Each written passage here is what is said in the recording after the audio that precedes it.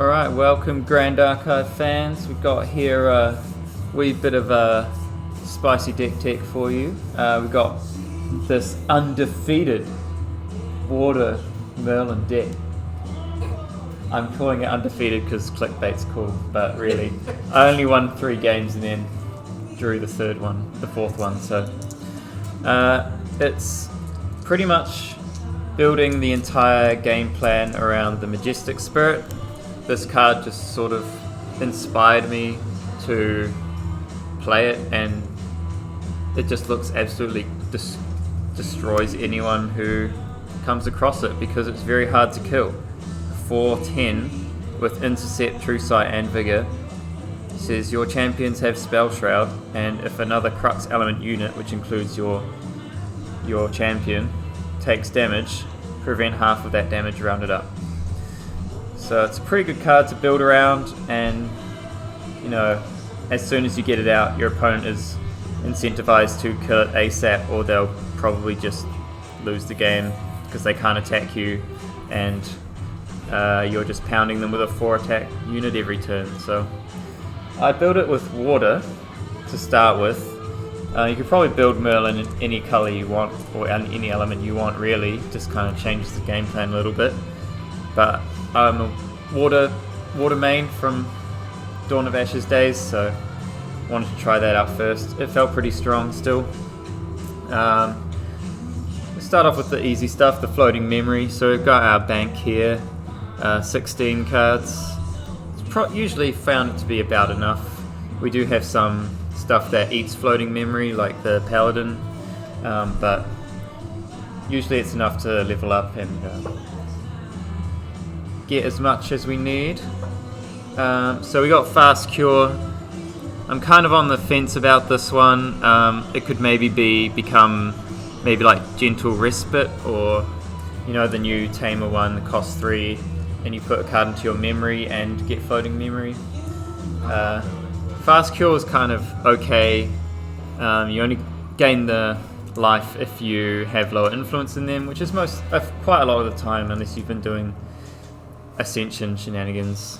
So usually you should be able to gain 4 off of it, but on turn 1 when you want to just dump it for floating memory, that's fine too. Chilling Touch, we're just playing this because it's a 1-cost floating memory. Sometimes it can screw over your opponents because they want to level up or something, and then you banish the one card that they needed to level up and they can't do it anymore, which is kind of cool, but it doesn't happen that often. Idle Thoughts, just the stock standard floating memory that everyone plays, 1 cost. It's kind of decent. Sometimes you can stack your deck to find the card you want faster. And the new one, Stalwart Shieldmate, 0/2 with Taunt, floating memory. So this is going to gain you a bit of life by blocking whatever they have. Sometimes it'll protect one of your units that you don't want to die, so you just put this out and it'll protect it. And yeah, floating memory. So pretty much as soon as your opponent wants to try and attack you, this thing's going in your graveyard. It's going to start letting you materialize things. So that's a pretty good package. I was thinking of maybe adding more stuff for floating memory just to fuel some other things and maybe help out with some of the graveyard hate that's coming out, but it's probably enough floating memory. Then next we got some sort of value cards. So Frostborn Paladin, best water creature in the game, water ally. You just banish one of these floating memories, you get to draw a card, and it's a 3/4, and it has Intercept, so it's pretty much just does it all. It protects you, it beats down, it draws you cards, and if you got any extra floating memory lying around, you can use that. It's pretty nice.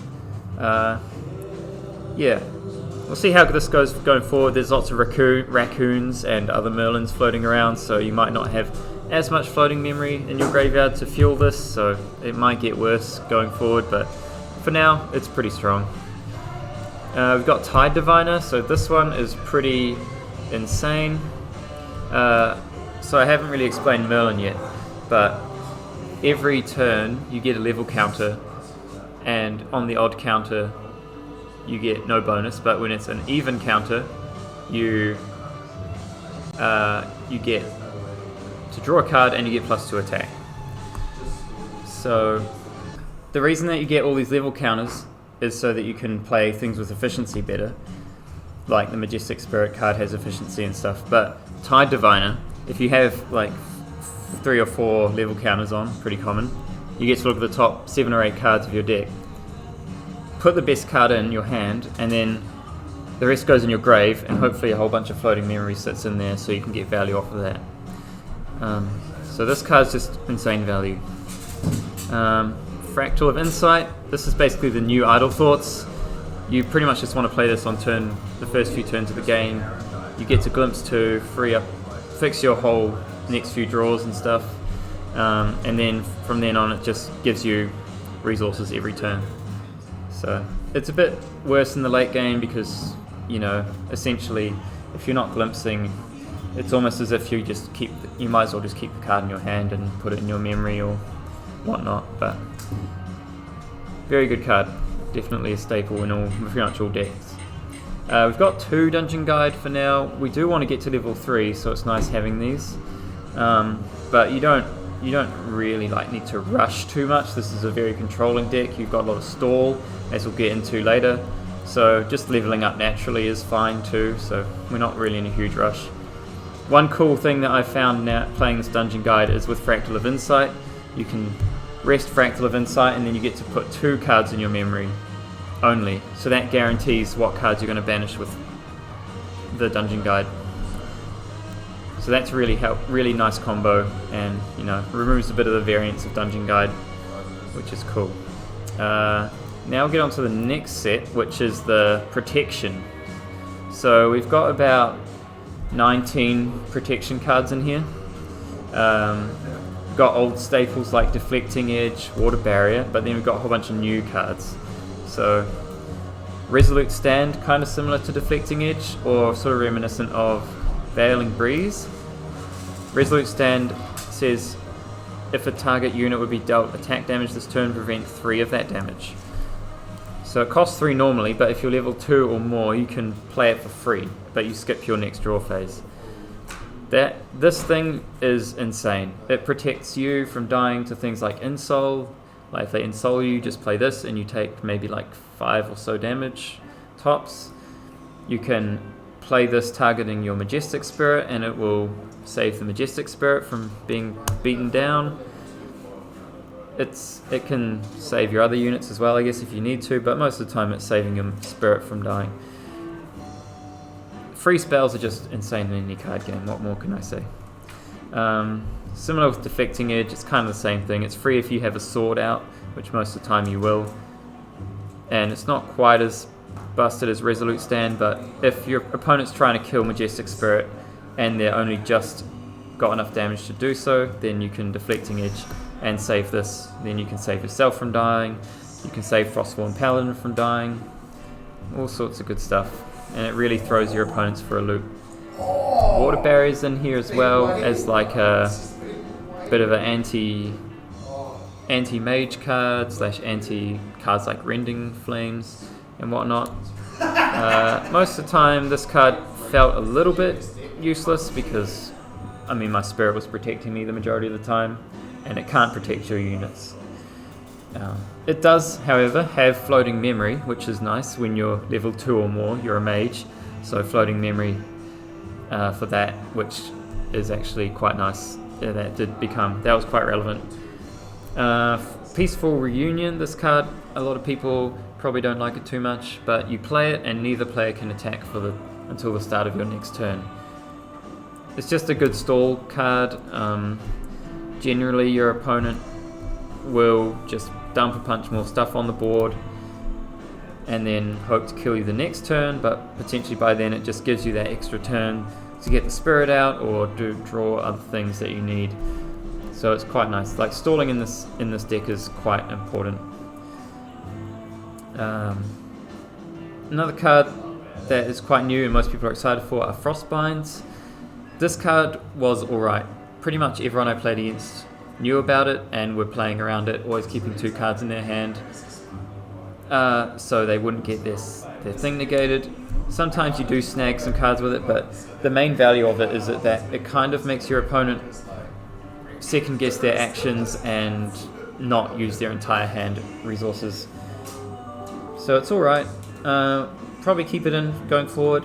a lot of people already were playing the Viridian Protective Trinket, which this kind of gets hosed by, but there's not actually that many cards in the deck that get hosed by that Protective Trinket. There's Water Barrier, there's Frostbind, that's about it. So we're not too scared about that little bit of Regalia sideboard stuff.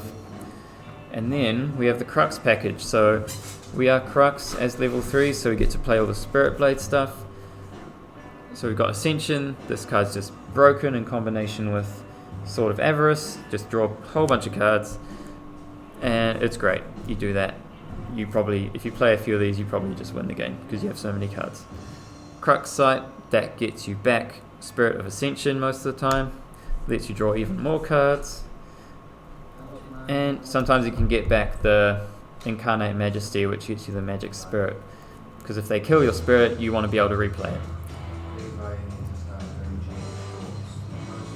So here we have Incarnate Majesty. This is the centerpiece of the deck. You're playing 4 of them. This thing summons the Majestic Spirit from your material deck or your banishment. It has efficiency, so for each level you are, Merlin gets level counters, so you can sometimes be level 7, 6 or 7, so that's -6, usually costs 12, and then it has cost 1 less for each Regalia weapon in your banishment, so that's usually -2 more cost. So generally you're going to play this for like 4 or 5 resources.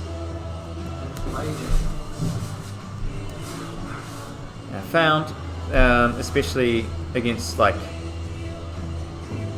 I guess most decks in general, non-wind decks particularly, because wind has a few answers, but when you play Incarnate Majesty and get your Spirit, you pretty much just win the game. They cannot kill this without devoting a massive amount of resources, and you have so many ways to protect it that even if they do devote those resources, it's probably not going to die anyway. So I'm not actually sure how you beat this when it comes into play. I still have to do some extra testing. Wind does have some tools against this, but yeah, it's quite rough. So generally the whole point of this deck is to stall out, don't die, get Merlin to level 3, start accumulating level counters, draw a whole bunch of cards, because you've got Ascension, you've got her own sort of ability at the start of turn, you've got Drawn Blade, you've got Sword of Avarice, all that good stuff. So yeah, you're pretty much guaranteed, unless you get really, really aggroed down, to get to level 3 and to be able to get the Spirit out. Yeah, I suppose I should talk a little bit about the material deck while we're here as well. We're obviously playing the Spirit of Water. I chose to go with Lorraine as the level 1. We could potentially play any of the other level 1s, but just getting that free sword out, Sword of Adversity, is quite good if they have like a Hasty Messenger or something you want to kill. Sword of Seeking is also quite nice. And then going into Merlin, generally when you get to Merlin level 1, you want to at least banish 1 floating memory of theirs, because then you get 1 level counter, and then when you level up to level 3, she'll immediately tick up to 2 level counters and you'll draw a card and get the buff. Then you obviously have Majestic Spirit, you need this for the Majesty. Sword of Avarice for the Ascensions and all that shenanigans. Sword of Seeking is just a staple turn level 1, get this. Nullifying Lantern is anti-fire decks. There are a lot of rending decks running around still, and stuff that care about having lots of fire in their guard, like Erupting is still a thing, so I think main decking this is important. Potentially not, I could see sideboarding this, but I like having it main. And then Grand Crusader Ring, you're never going to not run this. And Sword of Adversity, quite strong, just being able to deal 2 damage to something on demand, and it goes straight into your banishment because it only has 1 durability. That makes Incarnate Majesty cost less straight away. Drawn Blade, similar thing, you draw a card on enter, it's also got 1 durability, so you can just put it straight in your banish. So that also makes Incarnate Majesty essentially cost 2 less. If you think about it, you draw a card and you get a thing in your banish. And then we're trying out Arendite. It's kind of like a finisher card. Like generally you don't need to play this because you're already swinging with a massive horse thing. But if you need to push that extra bit of damage, Arendite can come in, and if you have a whole bunch of floating memory, maybe like 3 or 4, maybe 5 at most, is generally how much you have, but this will be huge. Like if you banish 5 cards, it's 11 power. It's pretty gross. And then that's usually fueled by Tide Diviner, so I think if generally if you want to get Arendite out, the turn before you will play Tide Diviner, look at the top whatever cards depending on your level, and then banish or put a whole bunch of floating memory in your yard and then banish them with Arendite the following turn. Or even with an Ascension, you can play Ascension, get Arendite out on the same turn and then banish your floating. So yeah, that's the deck, and I mean it seems pretty strong at the moment. I don't have any other ideas about what could be better in this deck. I guess some notable sort of non-includes Spirit Blade and Soul. I originally was playing that. I found that because when you play in Soul, usually you get 6 swords out of your material deck, and they all go into your banish, and then that would obviously make Incarnate Majesty cost 6 less, which is quite a nice discount. But I found them playing in Soul, you were just paying 6 to maybe get a few damage on the board, and it wasn't really like getting you. It wasn't easy to play, so I cut it. What other cards? I guess maybe the blue Fractal, the Fractal of Intrusion.